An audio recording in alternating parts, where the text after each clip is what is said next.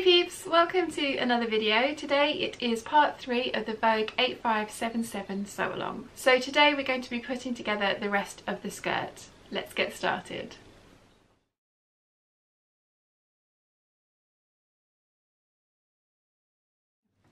So next up we want the back portion, and you want to have marked your gather points on the pattern, on the piece as per the pattern, and you're going to run 2 lines of gather stitching between those 2 points, and you want to set your stitch length to as long as you possibly can. Do not back stitch, and make sure you leave yourself nice long tails, and you do that to the lining and the main fabric. 2 lines of gathering stitching within the seam allowance, so this one's done at 1/2 inch, this one's done at 3/8 inch. Nice long tails, no back stitching on either end so that you can pull them, gather them down later.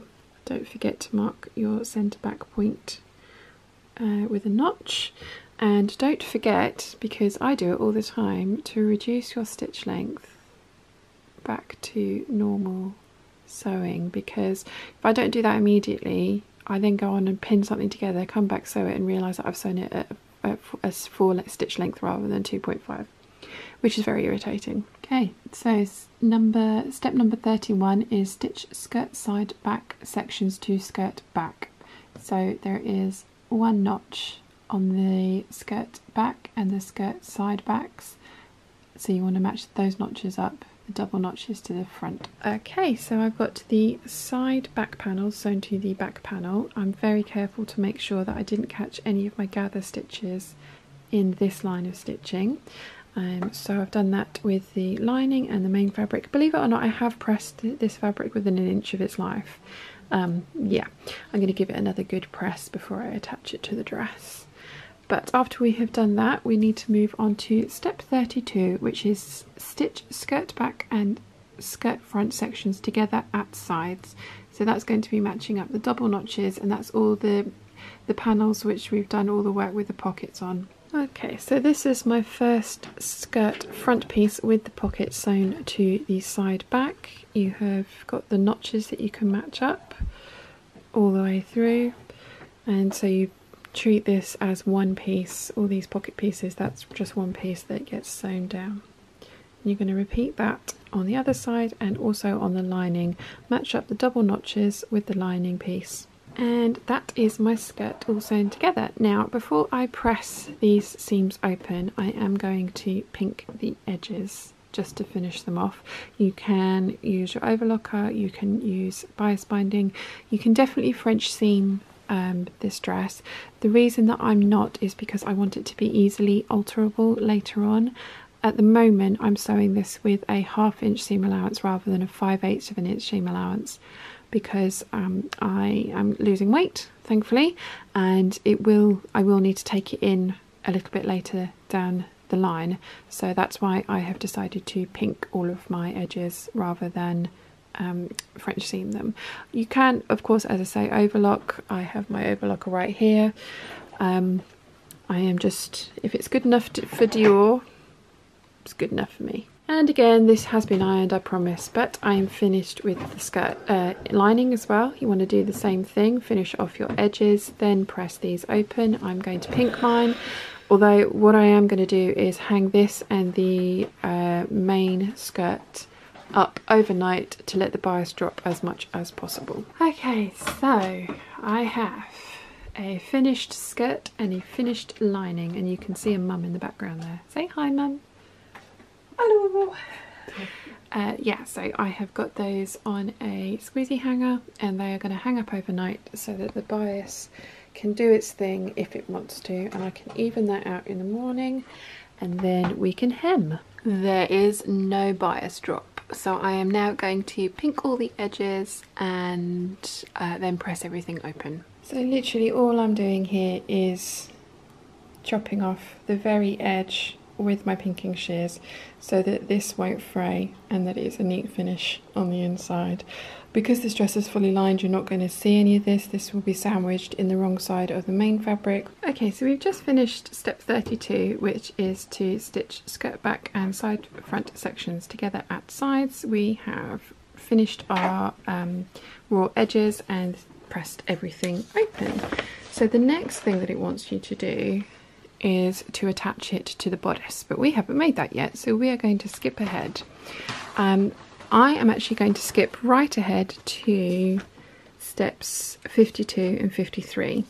And what I'm going to do is actually 53, I am going to finish the hem of my main fabric, and I'm not going to do it the way that the pattern suggests. I'm going to do it with bias binding, so I'll show you how I do that. There are a couple of types of bias binding that you can use. I've chosen this polyester acetate satiny lightweight bias binding.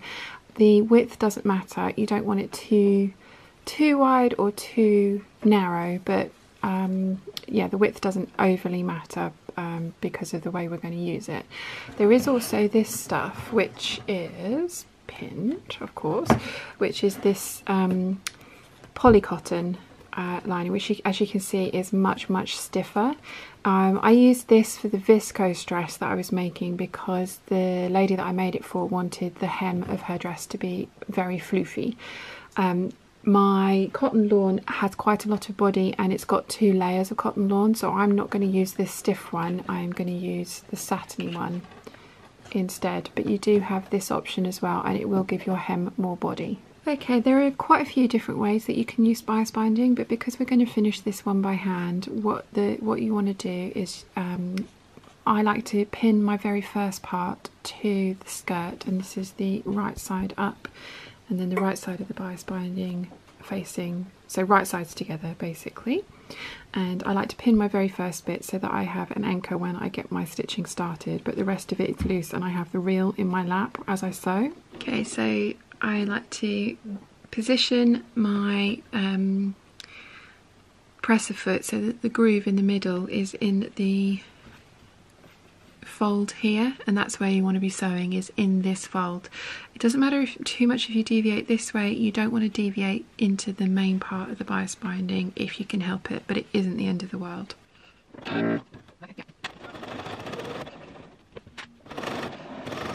So there's a curve to this hem, and because you can go around and pin all of your bias binding down if you want. This just, for me, I find much more time efficient and easier to work with. You just want to literally, and I think I'm going to have to move you around.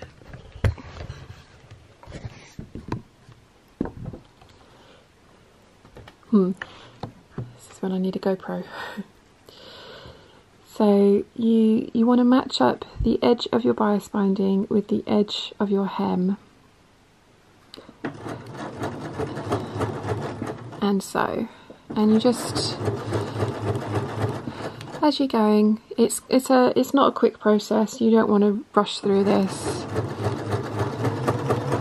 Make sure that you're sewing in this groove. Make sure that the edges are matching up, and just keep going. There is about 6 meters of this hem, and then you need to have bias binding for the facing pieces as well. So you're going to need at least, I would say at least 10 meters, but the way I like to buy bias binding, I buy it by the roll, because the rolls are around £7 to £8, depending on where you get it. I get mine off of eBay, and you get 25 meters on a roll, and that way you don't have to worry about having the precise amount for your project. And if it's colours like this, you can use them for everything. And as you can see, I've just got the roll literally sat in my lap. I will feed out some slack as I need it, and I just work my way around the whole hem. When you finally get to the end of your hem, you just want to back stitch, then trim the threads and cut off the excess bias binding along there. Okay, so we have our bias binding sewn to the edge of our fabric with the right side of the fabric touching the right side of the bias binding. So now we need to press it, which means that you put your right sides down with the bias binding flipped out. You're going to turn it over, and you want like the smallest, less than 1/8 of an inch showing the whole way around. Now you are pressing a larger curve up into a smaller curve, so you will have to ease it in, and that's what all the heat and steam is for. But test your iron on your bias binding before you do it on the real thing, because if you use too hot an iron on these, they can melt. Ask me how I know. Yeah, I pressed a seam that in a practically finished dress and literally melted holes in it, so I had to unpick all of the bias binding that I'd done, patch in a piece, and it was on the inside and it was a dress for me, so it wasn't the end of the world. But you can melt this stuff, so be careful. Test with your iron first to get the right heat. Here we go, and after you've pressed it, this is what you should be left with, and you just want to do the whole. This is what the right side's going to look like, and you just want to do the whole of the hem, all 6 bit plus meters of it. Also, when you've been sewing your bias binding on, you want to make sure that your seams were pressed open and that you distributed the bulk correctly, and it will just make turning and pressing that little bit over that just that little bit easier.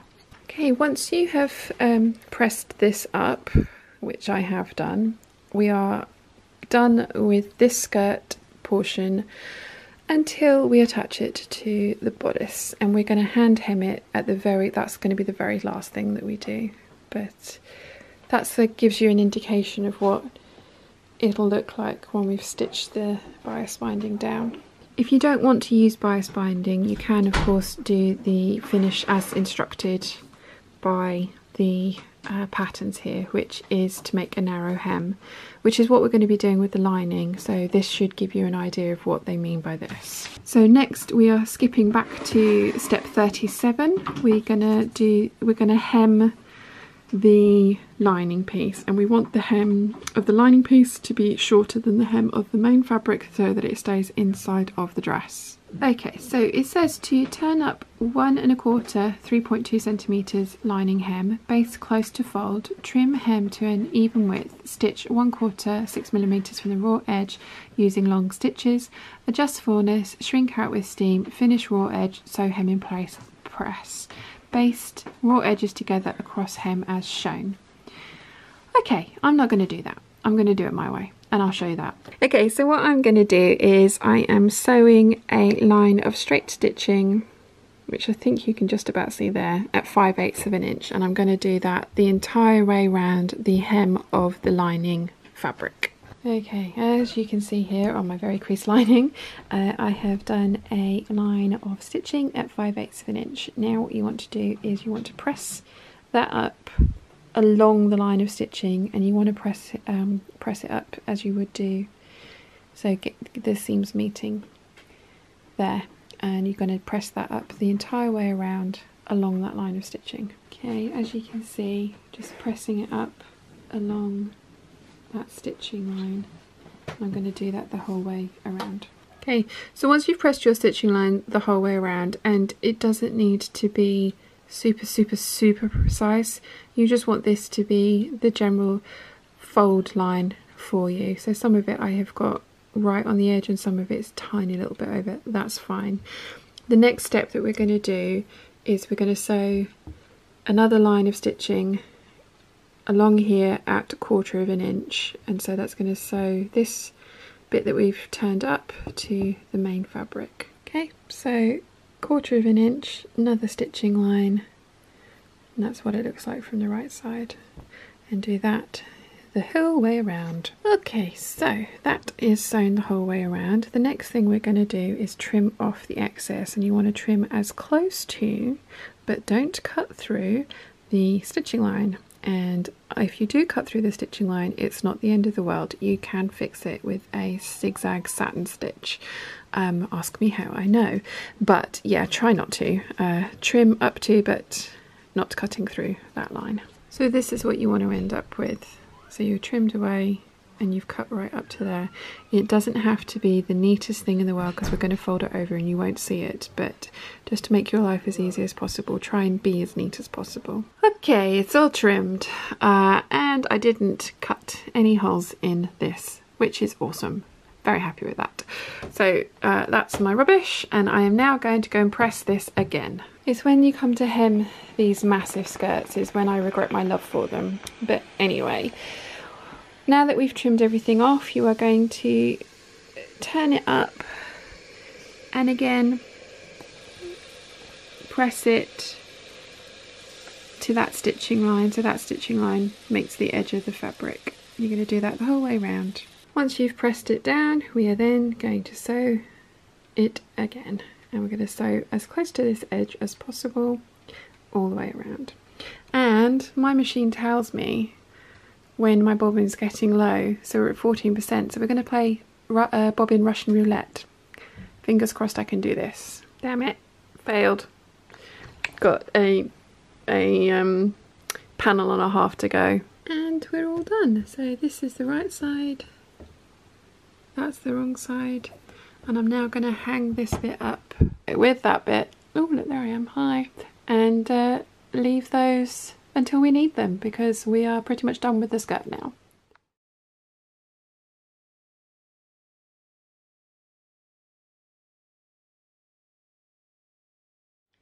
Let me know in the comments down below if you have any questions. Really hope you've enjoyed today's video. If you have, please give it a thumbs up. If you haven't yet, please subscribe, and I'll see you again very soon. Bye!